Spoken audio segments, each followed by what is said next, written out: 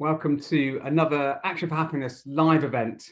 It's fantastic to see you joining us from all around the world, and I'm really happy to be joined by Dr. Chris Irons this evening. Chris, great to see you. Lovely to see you, Mark, as well. Thanks so much for having me. Right, I'm really excited about our conversation. Our theme today is self-compassion. It's something that feels incredibly timely. It's something that I know people are keen to learn more about, but actually also a topic that lots of us really struggle with, myself included. So I know that lots of us are looking forward to learning from you at this event. Before we start our conversation, just a warm welcome to all of you from all around the world. So lovely to have a global audience and great to see you welcome each other from all around the world, and the community chat as always. Let's keep our conversations relevant, friendly and kind in the chat as always. And please do use the Q&A function. So after we've had a conversation together, Chris will have a chance to answer some of your questions related to today's theme. So looking forward to that a little bit later on. But maybe, Chris, we could start with a little bit about you. Perhaps, I know many people will be aware of your amazing work, but it would be great, I know you're a clinical psychologist, you're involved in the Balanced Minds initiative. You could say a bit more about your background and the work you do, and particularly how that relates to the theme of self-compassion. Yeah, thanks so much, Mark, and welcome everyone. It really is fantastic to be here. I guess if I just give a very brief background really on why I got into compassion and into self-compassion, I guess there's a sort of family story to this to a certain extent. My grandfather was a massive influence to me. He was born and brought up in Jamaica. He moved across and fought in the Second World War, and then he settled in Nottingham in the UK in 1945. And so as a black man in the UK at that stage, he met my white grandmother. And basically, my grandfather dedicated his life to helping people. So he basically fought a lot of the racist policies that some of the big employers had at the time in Nottingham and Derby and some of the Midlands area in the UK.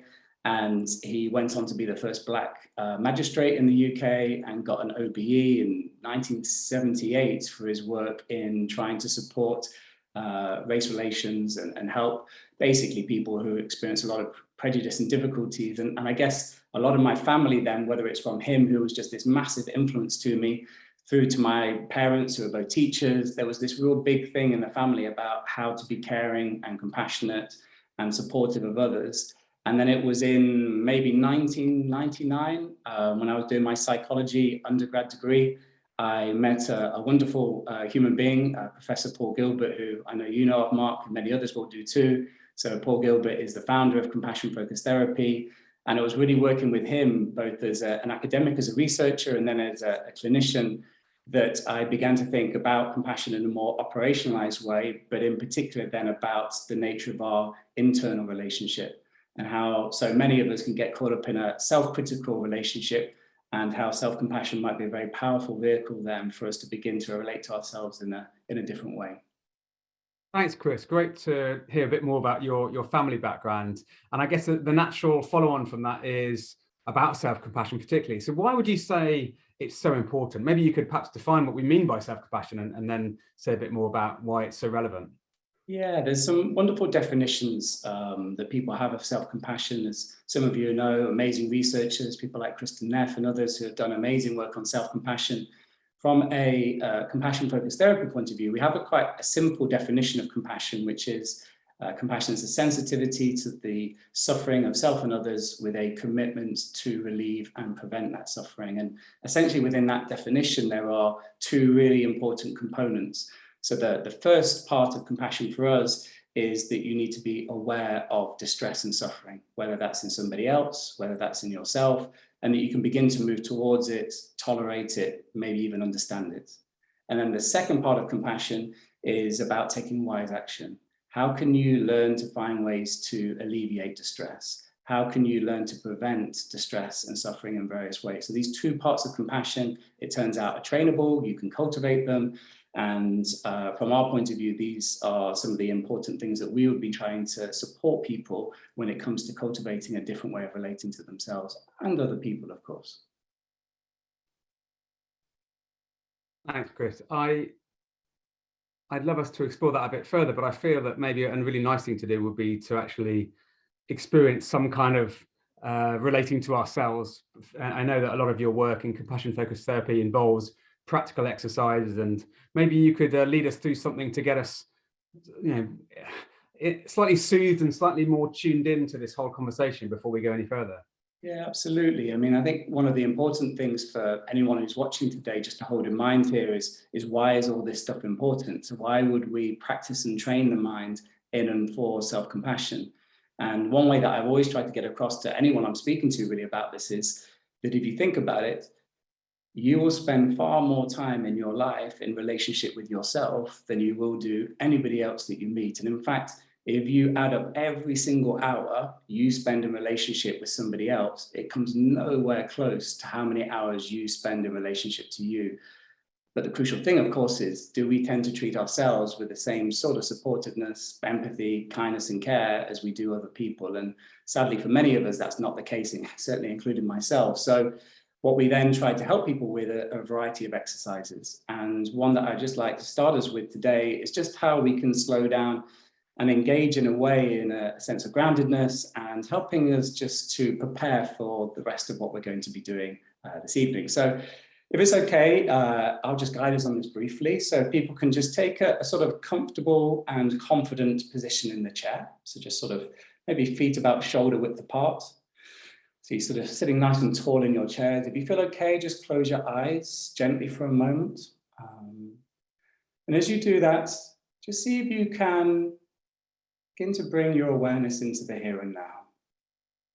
So maybe you can just pay attention to the contact between your feet and the floor. You can notice the contact points between your body and the chair.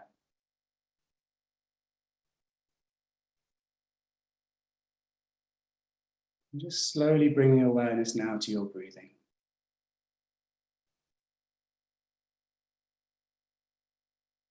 And as you're doing this, just see what it's like to begin to bring a soothing or calming breathing rhythm to your body. This is a breathing rhythm that might be a little bit slower than usual. But it's one that feels comfortable and calming for your body.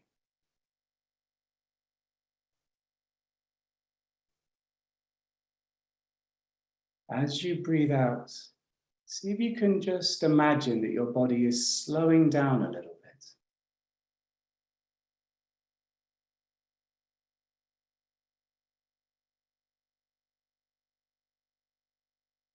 If it's helpful, inside your mind, you might want to repeat a phrase each time you breathe out.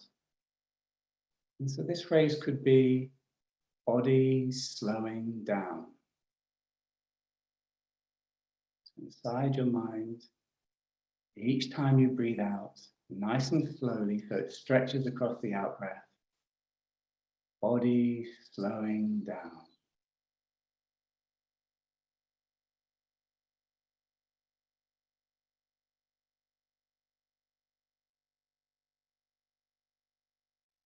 And then just finally, to finish this practice, so alongside this still confident, alert body posture, your calming breathing rhythm, so body slowing down with the out breath. Just see what it's like for a moment, just to bring a friendly expression to your face, like a half smile. Just see what it feels like, just to hold that alongside your calming breathing rhythm.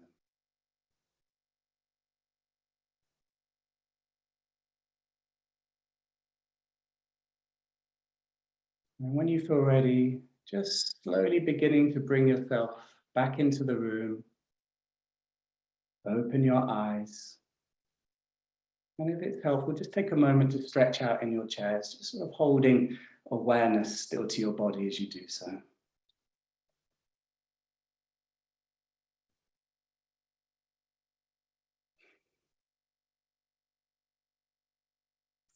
So one of the things, folks, just with a very short exercise like that, of course, you can tweak it and you can adapt it in many different ways. But what we're trying to get to here is just stimulating basically your parasympathetic nervous system. So just creating the sense of slowing down and groundedness in your body. And there's this wonderful saying that some of you might have heard before, minds are like umbrellas. They work best when they're open. And of course, what we know is that when you can stimulate your parasympathetic nervous system like this, slow yourself down a little bit, it can be under these conditions in a way that our minds can be nice and open and reflective.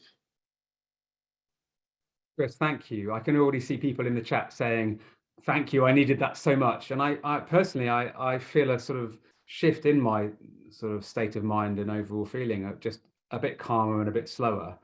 And I sense that we don't necessarily spend a huge amount of our waking hours in that mode we've just been in, that sort of calmer, more restful mode. And it makes me want to ask you, I've heard you talk very eloquently before about the different ways in which our brains work and the different sort of systems. You know, sometimes it's important we're on alert for a threat, but other times, obviously, this parasympathetic state you've talked about of calming is vital too. Could you maybe say a bit more about how the brain works and how these things interrelate? Yeah, there's a lovely model that Paul Gilbert developed called the three-system model. And it's a simplification of course, very complex neurophysiological and neuroscience ideas. But essentially, the idea here is that we have three major emotion systems: threat, drive, and soothing. And I'll just say very briefly for people just a little bit about each one. So threat system basically evolved in all animals. So every animal on this planet has a threat system because basically you need to be able to notice danger and respond to it to be able to get safe. Now in human beings, we have exactly that same system.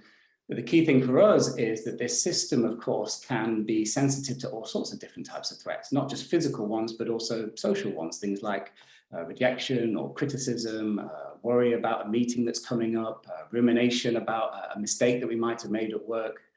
And essentially, the threat system is linked to three key emotions: so anxiety, anger, and disgust. So it's very much this dominant system that helps us to engage in things like fight and flight and people pleasing and submissive behavior. So it's all really about protecting ourselves and the people that we love.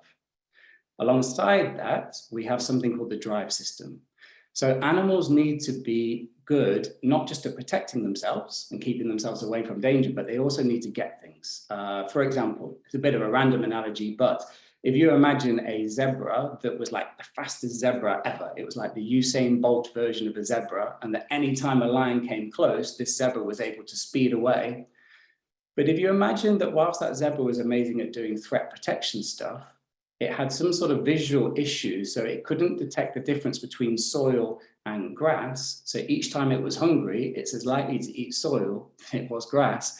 That zebra wouldn't live very long. And so the point being is, animals need to be able to get things. Now, initially, that would have been things like food and water and territory and shelter, reproductive opportunities. And then for human beings, of course, we can expand that.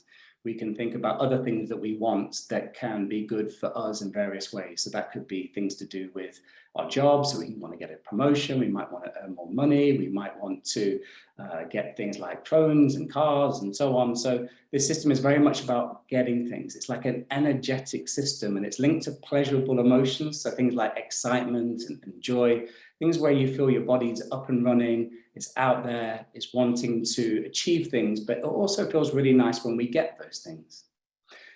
And then finally, we have a third system called the soothing system. And in some ways, it's a little bit like the drive one in the sense that it's linked to pleasurable emotions, but the emotions of the soothing system are quite different to the drive. So if you imagine that you are watching a sunset, or you're lying on a beautiful beach with golden sand and turquoise waters in front of you. So there's no threat, there's no danger. You're not trying to achieve anything, so there's no drive system online.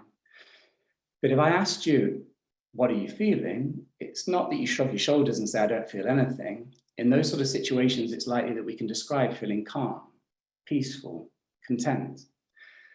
And those emotions then of the soothing system link in to a different physiology. It's more likely linked into this parasympathetic nervous system.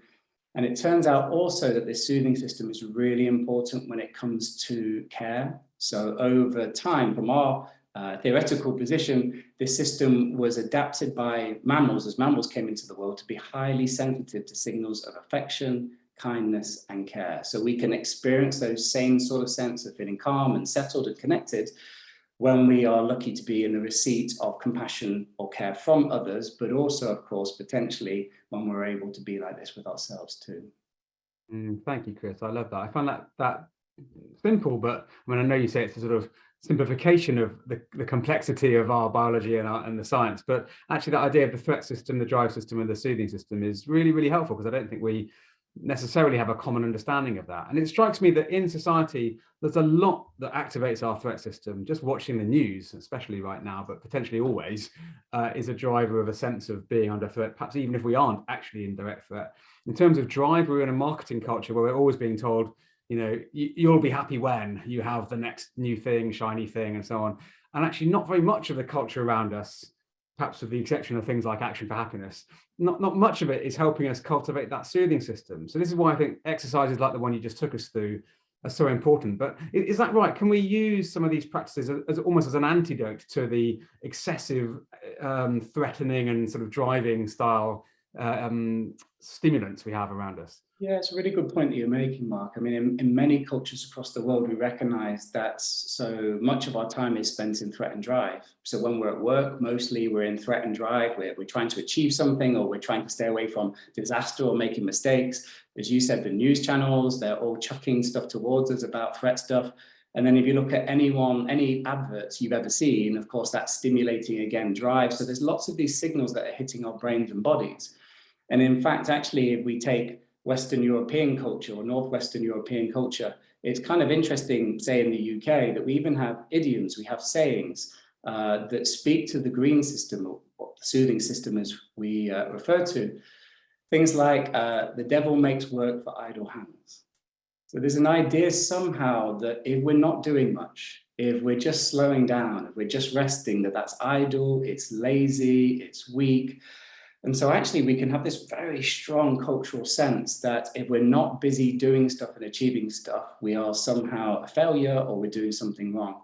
And so one of the things that we think about in the compassion-focused therapy approach is, how do we try to notice the balance between these three systems internally? And can we begin to shift the balance a little bit so that we have a little bit more time for rest, slowing down? But also, how can we change culture? How can we change organizations? For many of you maybe listening in today, think about your work lives. How many of you will regularly take 45 minutes for a lunch break? Or instead of doing that soothing, slowing down, resting, digesting, allowing the body to recuperate a bit, are you at your computer doing drive system tasks as you're eating your sandwich at the same time? So we seem to have collapsed a lot of stuff in these days in the organizations we work in which it's very hard for us just to slow down, take some time, ground ourselves, and allow our brains and bodies the time that actually they evolved to need, which is to rest sometimes and to recuperate. Great advice. And I always love that expression that says self-care isn't selfish, it's essential, because actually, unless we take some of that time to recuperate, we're less able to deal with the things that come up and to support others and so on. It strikes me that some of the things that activate threat and drive, we have an element of choice over. So, things like I've seen someone saying in the chat, they switch off from the news intentionally to try to avoid that stimulation. You've given a great example of at work, we could change our lunchtime routine. But of course, many of us face threats and indeed things we need to work towards that we can't opt out of. There are lots of very real reasons why that, we feel under threat. So is there anything, if we know that something's likely to trigger a difficult response for us, is there anything we can do, maybe even in advance, to help ourselves get ready for that? Yeah, I think it's a really important point that you're making here, that there are some threats that we can wisely try to navigate away from, but of course there are some threats that we can never avoid, and that actually it's about how do we engage in them. One analogy that I've been using for quite some time that sometimes is helpful for people is to see if we can compare some of the difficulties we face to those of sports stars or sportswomen and sportsmen. So just stay with me for a moment, folks, as I go through this. So imagine that it is the tennis final in Wimbledon and Serena Williams is playing in the final, and the match is going to start at midday. And for some reason, I don't know why, she slept through her alarm. And she wakes up and it's 11 o'clock, the match starts at midday, and she's in a panic. She's running around her hotel room, she's grabbing her kit, she's picking up her racket, she runs down the stairs in the hotel and flags a taxi. And there she is in a taxi, she's getting changed, like all the fans are taking pictures of her. Why Serena in the taxi, what's going on? She gets to the gates at Wimbledon with 5 minutes to spare, and she's sprinting to get onto the court. And with 10 seconds spare, she gets onto the court, she's got her racket, and she serves for the final. Well, of course, how likely is that? Well, it's utterly ridiculous in many, many ways. But we also know it's ridiculous because we all have a sense about what sportswomen and men do before they do their event. They spend time warming up. So they prepare their bodies and minds for what they're about to do. Now, one of the things I've always found interesting as a clinician, as a therapist, speaking to tens of thousands of therapists, but also speaking to many other people in life, how often do we apply the same thing to the tricky situations that we find in life? How often do we spend time deliberately warming up our bodies and minds to engage in something that could be triggering our threat system? So this could be, I don't know, for me, going in and having to speak in front of lots and lots of people on a call like tonight. How much is my threat system going? It could be for you going into a meeting tomorrow in which you've got to present something to an audience who you're not too sure how it's going to land. It could be having a difficult conversation with a family member or your partner. So one of the things that we can think about then is how can we begin to use this idea of warming up as a way that we can prepare our bodies and minds, a bit like a sports star might do for their event, but we apply it to things that are difficult in our lives. Love that idea, Chris. I think it's really, really helpful. I never really thought of that idea of warming up in that sport analogy. Why don't we, as we love to do at these events, involve the community at this point? So I would like invite all of you, wherever you are right now. There's, over 2,000 people on this live currently, to bring to mind something that's difficult for you right now. And there's a lot going on both globally and of course in all our personal lives that is challenging. And don't choose something that's too overwhelming if that doesn't feel right for you right now, but try to bring to mind something that is, something you're worried about, something that might be triggering a threat system or a drive system response from you, perhaps over the coming days. And as we often do, if you feel that you'd like to, please share just briefly in the chat something that's going on for you right now that's that sort of source of difficulty. So I'll just read a few of these out. I'm getting divorced, driving, exams, work and finances, public speaking, my journey to work, a broken ankle, my son isn't eating, I lost my baby, I'm so sorry to hear that. Living with long COVID, new job, IT at work, they're flying past so fast I can't see them, my daughter's in trouble, parenting teens, financial stress, dental surgery, grief, bored, aging parents, struggling with loneliness. I mean, I could go on and on, but that's already an amazing sort of spread of challenges that we face. How are you feeling as you see that list, Chris? Yeah, I mean, it really moves me, and of course it's heartbreaking, to see the degree of distress and suffering that can be out in the world. But we also know that this is the reality, and I guess from our perspective, because compassion is so much about meeting and being with suffering and distress, this is why the idea then, if this is going to be part of life, which it is, how can we prepare our bodies and minds to engage in this in a way which we can't get rid of it? That's not the point. We can't avoid it because it's present in our life, but maybe we can engage in it from a position of wisdom, strength, and commitment. So what could we maybe take your idea of warming up and apply it to what we just brought up? I'll share a personal example as well. I mean, I'm struggling to know how to respond to the tragic situation in Ukraine, and particularly through the conversations I would have with my children about that, who are actually happen to be studying war at school, but this is all very, potentially triggering for them, and it's difficult to know. So that's an example for me personally, and people have shared lots of others in the chat. How can we warm up for those difficult conversations, those difficult stressors? What do we do in practice? Things I'll guide you through in a moment, an exercise to do this, but to a certain extent there's almost like a pattern in a way. We first try to create a sense of groundedness in body, so we will try to embody a certain posture. We'll then try to engage our soothing rhythm breathing, so get this soothing system online, this parasympathetic nervous system, and then we try to just tap in briefly to something called the compassionate self. So this is a practice actually that we would spend more time helping people to cultivate, but essentially it's trying to get you in contact with a part of you that is wise, strong, and committed to be caring. And then from there, we try to lean towards whatever the difficulty is. So as I guide people through this, all I'll say, folks, and Mark mentioned this earlier, is to try and pick something that is moderately stressful that might be going on in your life. So not sort of 9 or 10 out of 10 in terms of severity, because of course, that might just be too overwhelming, too big for our threat systems. As we often say, we learn to swim in the shallow end of the pool for a reason and not the deep end. So it's finding our legs with this, finding our feet. So try to pick something that's, sort of 4, 5, 6 out of 10 in terms of intensity, just so that we have a chance here to be able to engage in this in a helpful way.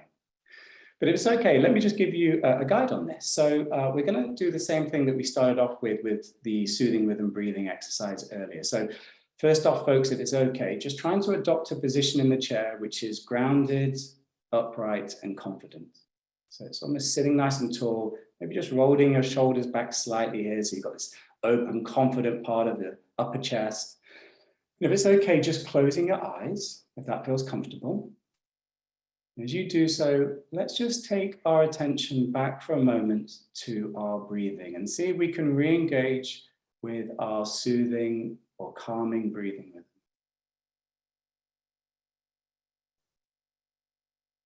Just take a moment to allow your breathing to slow down a little bit.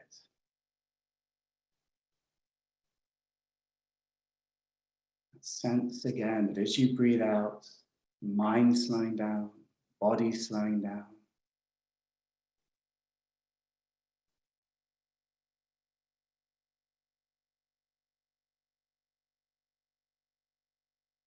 If you find it helpful, just seeing if you can reconnect with that friendly facial expression.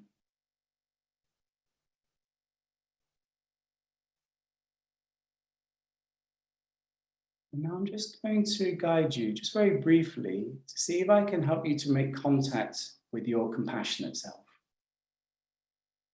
So it doesn't matter whether you feel you are a compassionate person or not. We're just going to use our imagination to just try and tap into this a little bit.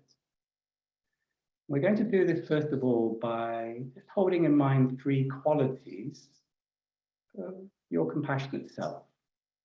Now, the first one is wisdom. So I'd like you to imagine that as your compassionate self, you're wise and understanding. You know that life is hard. You know many ways that you have emotions, things like anger, anxiety, sadness, and shame that can be very painful. But if you think about it, you never chose to have them. These were bestowed to you as a human being who could experience these things. And that we have also been bestowed with brains that can be amazing, but kind of tricky. We can get caught up in worry and rumination, self-criticism. And that every single person listening to this right now has a mind and a body that's similar. There's a sense of common humanity to our wisdom here. We'll all struggle, all find things hard at times. Second thing I'd like you to hold in mind is that your compassionate self is strong and grounded. You can link this partly to your confident posture in the chair as you're listening, to your calming breathing rhythm that gives you a sense of stability. But I'd like you to imagine that as your compassionate self, a bit like a tree with deep roots, that remains standing and resolute through a storm. Imagine somehow standing as your compassionate self, strong, grounded.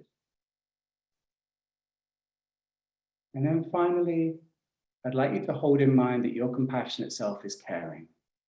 It has a real energy to it, a desire to be helpful, to be supportive. Maybe you can just take a moment to imagine that if you were connected to this caring motivation, what your facial expression might be like, what your voice tone might sound like if you were to speak as this caring person. And as best as you can do now, almost imagining like an actor stepping into a role, you're stepping into the shoes, the body, the mind of this wise, strong, caring version of you. I'd like you to imagine now that as your compassionate self, you're moving towards the difficulty that you had in mind previously.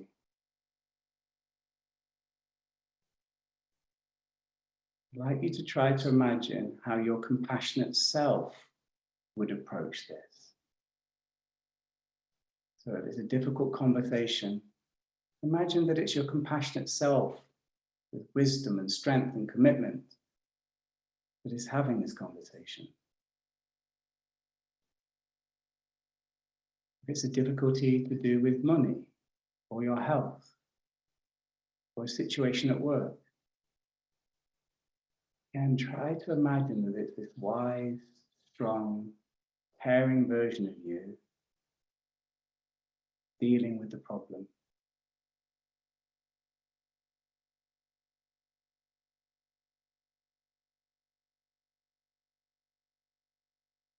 So holding in mind that image of a tree with deep roots, grounded and strong, but wise, you understand that all humans struggle with similar things. It's not just me. There's this part of you that's trying to engage in this difficulty from a kind, caring perspective.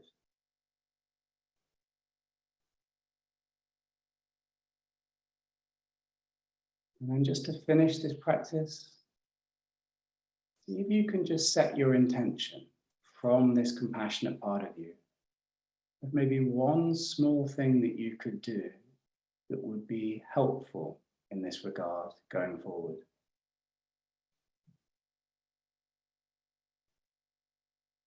One small thing that you might be able to do in the coming days to try to embody and engage this wise, strong, committed version of you.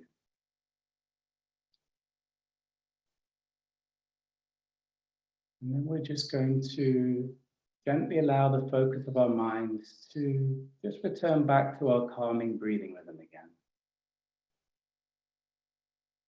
A sense of slowing down in body and mind as you breathe out.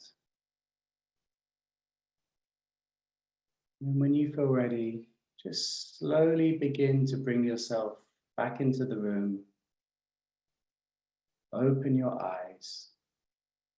And again, just take a few moments, if it helps, just to stretch out in your chair. Just hold mindful awareness to your body as you do so.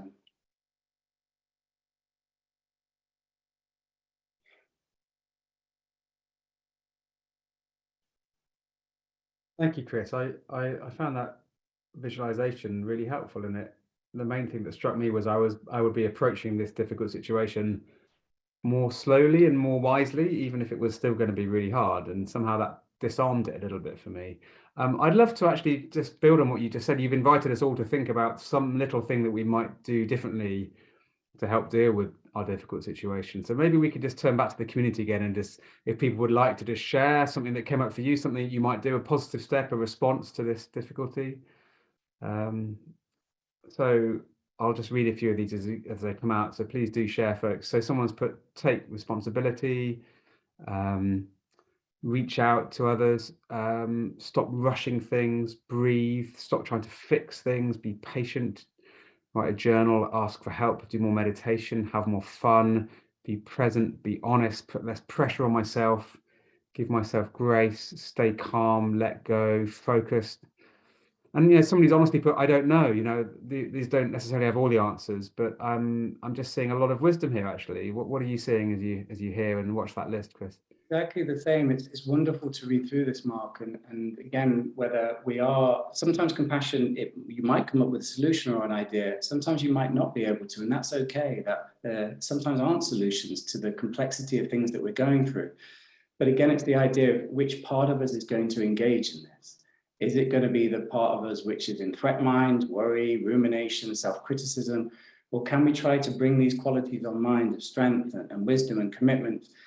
One of the interesting things we know from research, these are some colleagues of mine, James Kirby and Jeffrey Kim and Paul Gilbert and others, done some wonderful sort of complex brain scan studies on this type of stuff. And essentially finding that if you can take people into a brain scanner and you get them to think about a difficulty, maybe a failure or a situation they're struggling with, and then you ask them to spend some time criticizing themselves about that situation, that we see activation in lots of the threat areas of the brain. So we sort of see these lighting up on the brain scanner. But then when you get people still thinking about the same problem, the same difficulty, but this time round get into their compassionate self, basically a version of what I just took you through, and bring that perspective, that sort of sense of care and compassion towards the same difficulty, you start to notice a whole bunch of other areas of the brain lighting up. And really, really importantly, those same threat areas get downregulated.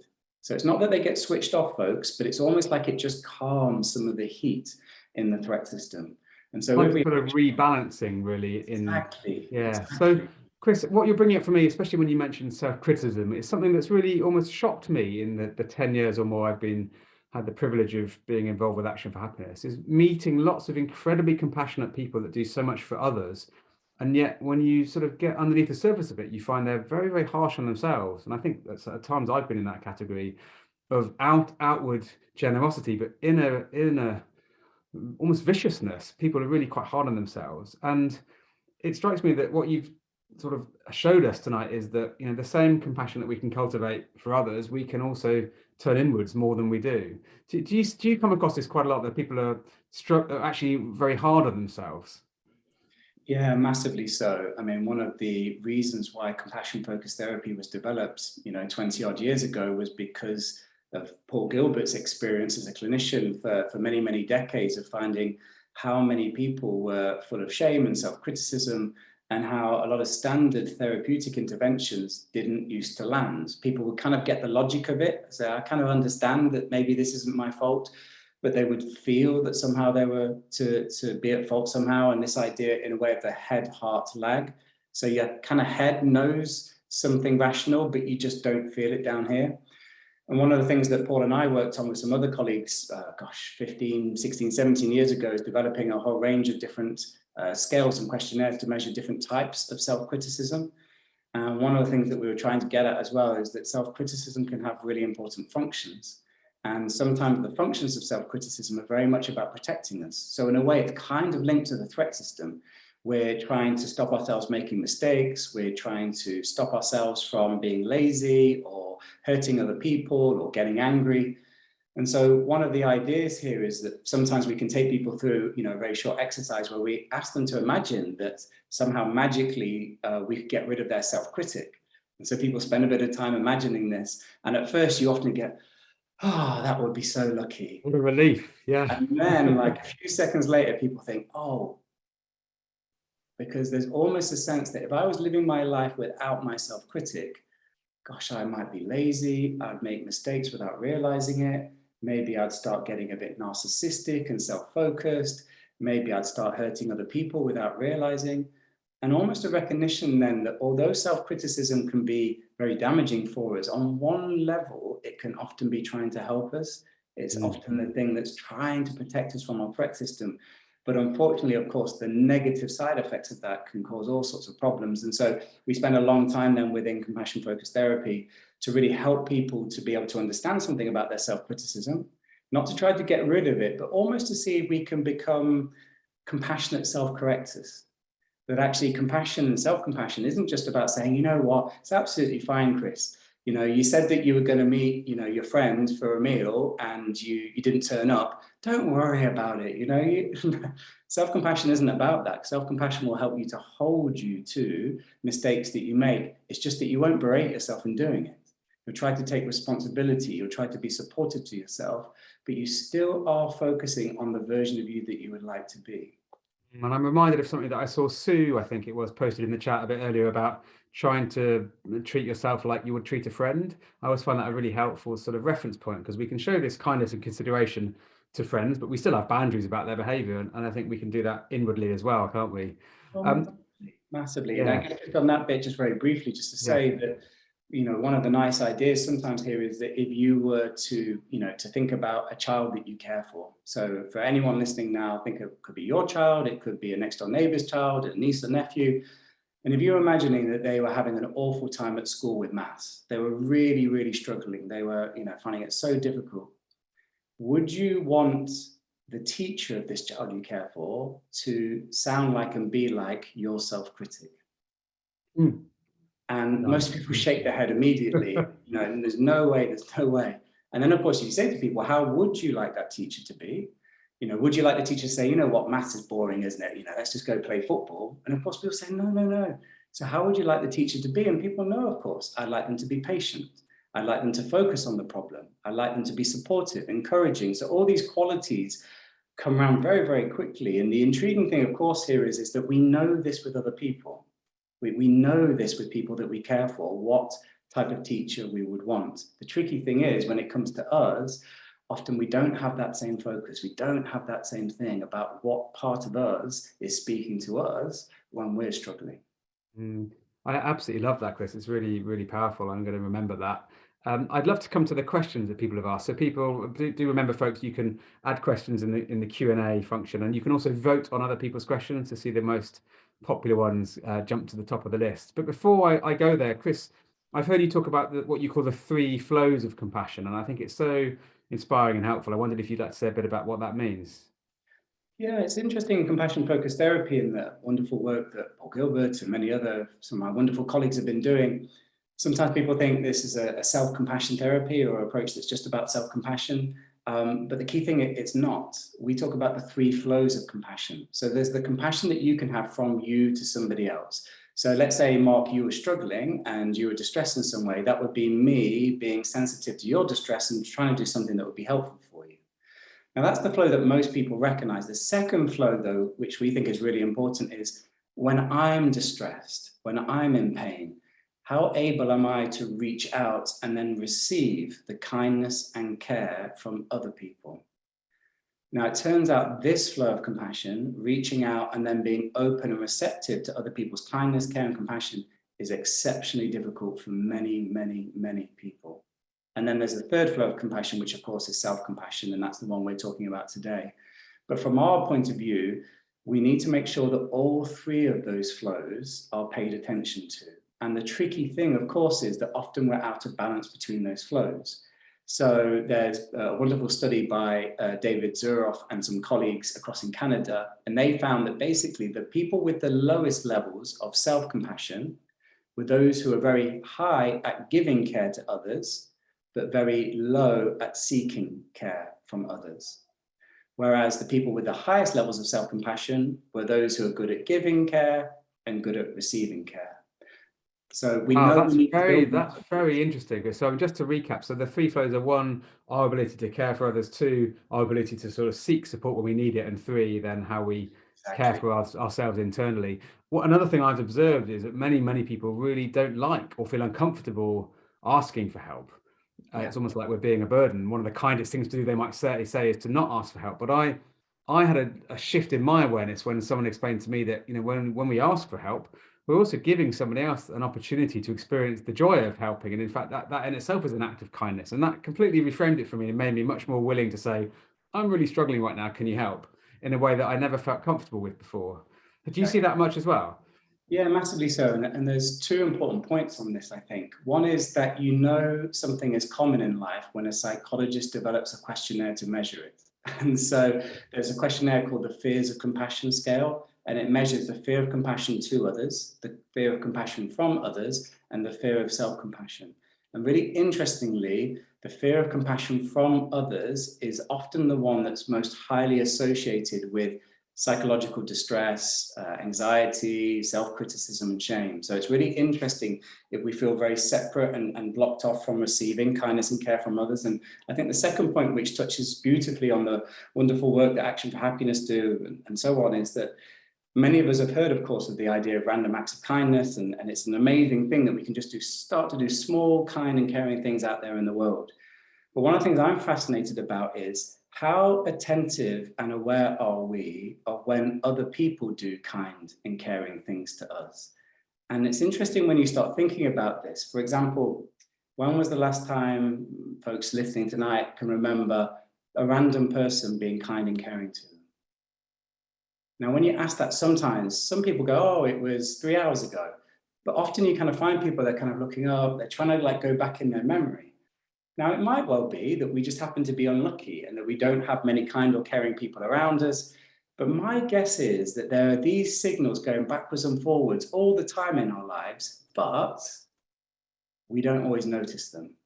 We're so quick and rushing to get to the next thing that we've got to do. We're on our phones and we're looking down, or we're focusing, our mind is somewhere else, that we miss these signals. And so I think one of the key things that we can all begin to do is set our attention to be open to the signals of kindness and care that can flow to us. And when it comes to things like appreciation and gratitude exercises, I think they're wonderful. But there's a difference between being grateful, for example, to a beautiful sunset or a lovely cup of coffee, and then actually trying to be grateful and pay attention, appreciate a moment of interpersonal kindness where somebody else was kind and caring to you, because you're now working with two minds rather than a sort of inanimate object, so to speak. So again, just to encourage people to try out these slightly different practices and see what happens. Thank you, Chris. I want to come to these questions. There's so many great questions, and by far the most popular so far has been from Wendy, who says, one thing I struggle with is knowing when I need to be kind and forgive myself, or when I need to hold myself to account. So I'd be keen to hear your views and advice. You talked already that there's a sort of trade-off here. We have to make wise decisions. How can we balance those two needs? Yeah, it's a wonderful question, Wendy. One of the key things for us is that we first need to, in a way, cultivate the part of us that's able to look in on this and make that decision. So what I mean by this is that when we do practice on compassion itself, and you can find these practices on the Balanced Minds website and many other places, one of the components of the compassion itself is wisdom. And the point about wisdom here is partly knowledge plus experience, but it's also having this recognition that if I can look in on this position, this struggle that I'm having, but I'm looking at it from a position of wisdom and kindness, what I'm actually doing here is moving out of my threat system. Now, remember, when you're in your threat system, this tends to narrow your attention. It tends to reduce the opportunities you have to think through things in a flexible way. So you're more likely to bring self-criticism, worry, rumination, and they tend not to give you that much of a range of responses. Whereas if you can tap into this wisdom of your compassionate self, what it helps you to do is open up your range and be able to look at this and begin to see, maybe on this bit, actually, I do need to be kind and caring to myself because this was hard, it was distressing. But I can also see here there were things that I did that might have caused some difficulties too, and that I can take responsibility for that thing. So rather than it being one or the other, it can be both. That's very helpful. Thank you.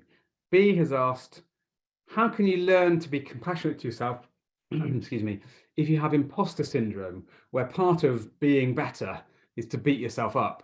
How can you strengthen the compassion and calm the imposter?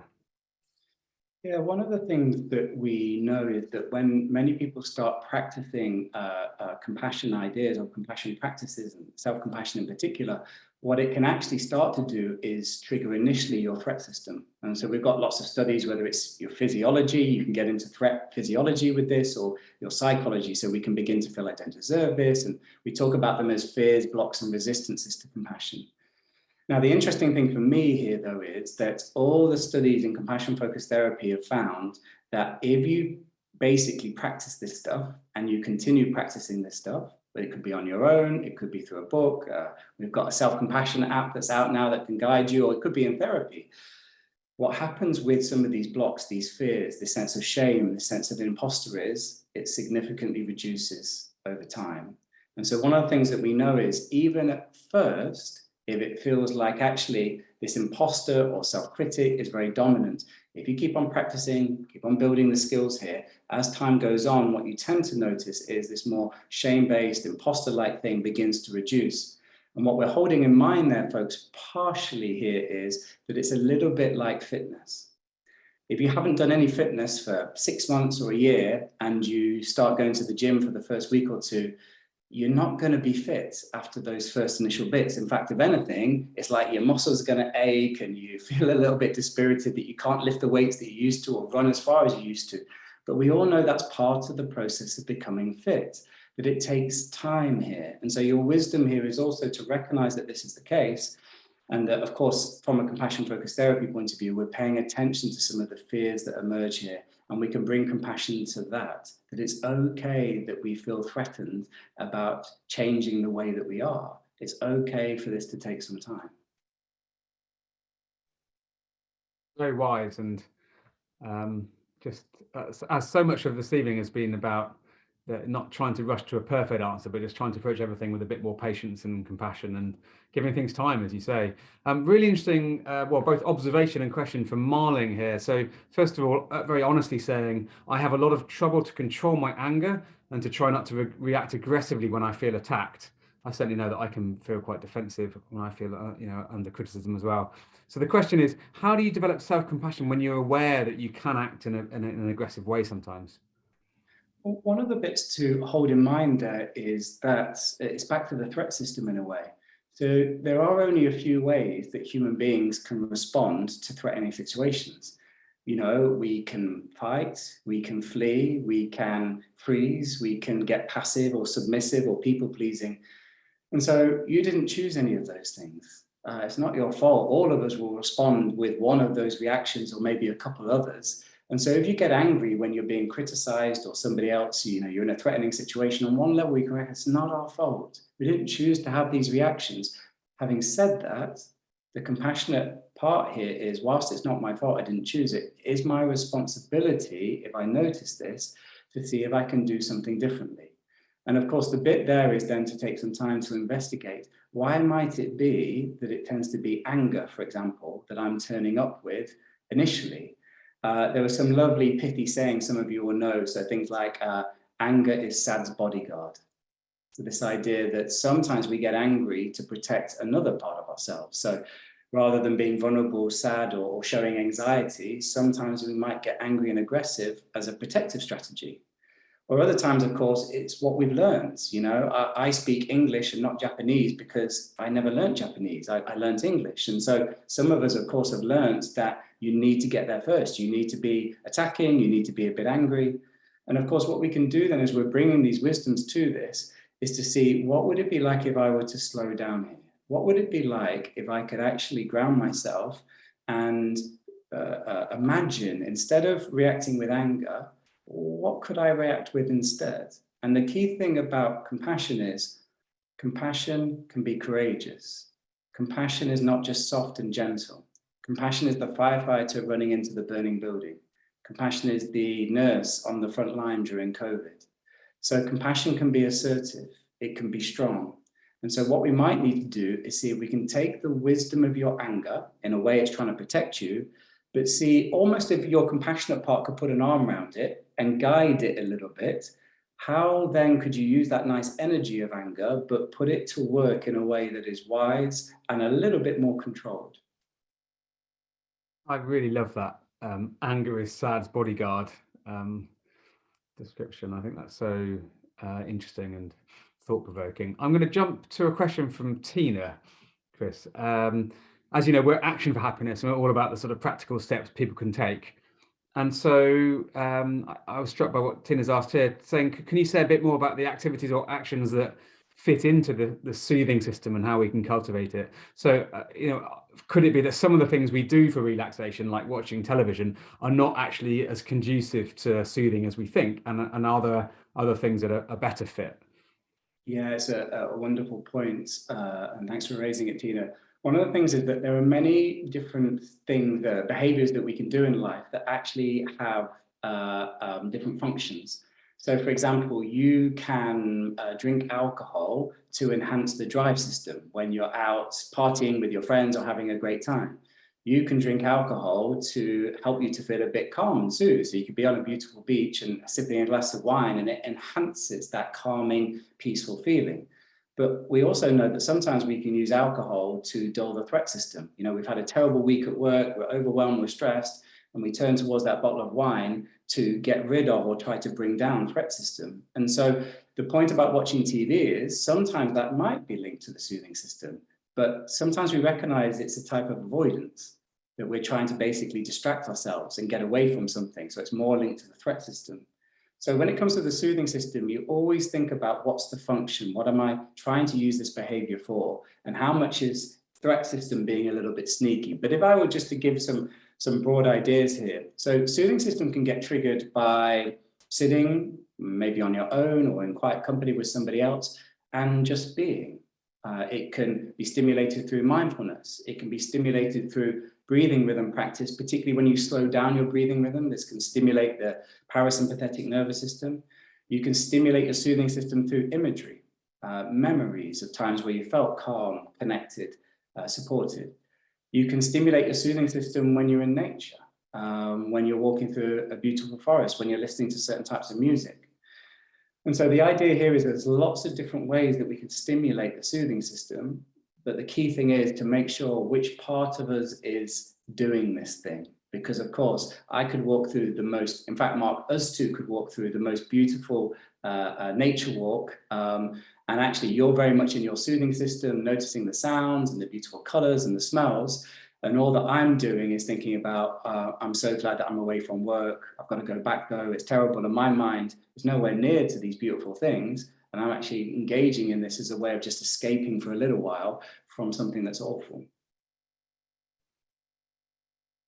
Chris, I feel like we've all learned so much from you in our short time together. We're rapidly running out of time. I want to make sure we just mention some of the great resources that you've developed and are available to people. And we're going to send an email tomorrow to everyone who's registered to be part of this, with a link to the Balanced Mind website, this app you mentioned, the Self-Compassion app. I think there's a workbook that you've got a link to, the Compassionate Mind workbook. Is there anything you'd like to say particularly about where people should go next? There's all sorts of places, folks, where you can find out more stuff to this. So as Mark's just saying, our Balanced Minds website, so www.balancedminds.com, you'll find a whole bunch of resources, audio files that you can practice these types of meditations, suggestions of books and guided self-help courses and compassion and self-compassion courses, and a link to the Self-Compassion app. So there's loads of resources there.